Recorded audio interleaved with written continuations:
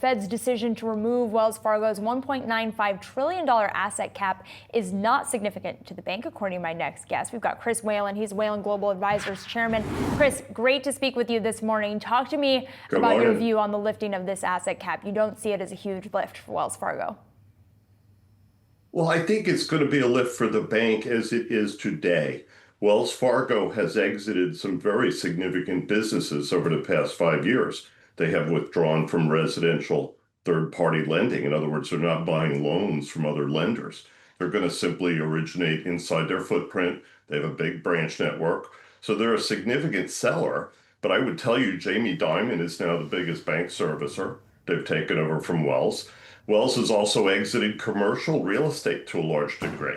They have sold their servicing business to Trimont. So the bank has changed a lot. And yes, they're going to grow. They may see assets grow, but all the banks are going to see assets grow, particularly when the Fed starts buying securities again, because that will make deposits grow. But they're not going to be the same business they were in 2008, for example, when Wells saved the residential mortgage industry. Wells also supported the commercial mortgage industry through that whole decade. So they're not there anymore.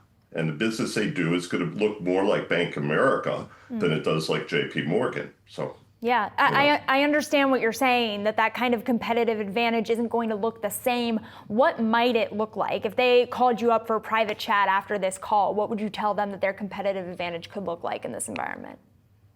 Well, they got to get their operating efficiency in line. They're still way above JP Morgan and some of the other banks in terms of cost. They're also competing with US Bank now, which bought Union Bank in California, picked up millions of customers. So the competitive landscape has changed. And I think if they're talking about taking share, they're talking about trench warfare with branches and the kind of traditional banking, but it's not going to be the wholesale bank that we saw for the last 15 years. That bank is gone. If that bank is gone, then it's interesting. I was reading a story in the Journal this morning about how Wells Fargo is well positioned amid this news to take market share from regional banks. Would you agree with that assertion? Yeah. If you're going to take share, that's who you're going to take it from. You're not going to take share from Jamie Dimon in wholesale lending to mortgage lenders, both commercial and residential. You're going to go after the smaller regionals. You're going to open more branches. You're going to do wealth management, although only domestic. Wells sold their foreign wealth management business, basically wrote it off. So there's been some really significant changes in their strategy, and we'll have to see. They could change again. It may be that they will look at some of these businesses again. But right now, I would say, more shrinkage on the wholesale side and maybe growth on the retail side would be the way I would put it. How are you thinking about any trading revenue opportunity? Well, the capital markets business of Wells is a second-tier business. It's not really competitive with the top firms. They had A.G. Edwards out in St. Louis. Again, retail wealth management type of business. Could they acquire some assets and some businesses in that vertical? Yes, they could, but that would be expensive. I think, to me, the real question is not going backwards, but going forward. So yes, we're going to go after share in retail markets. We're going to be a commercial lender to big corporations, but I think that's about it for now until we hear Mr. Sharp talk a little bit more about what his personal strategy is going forward.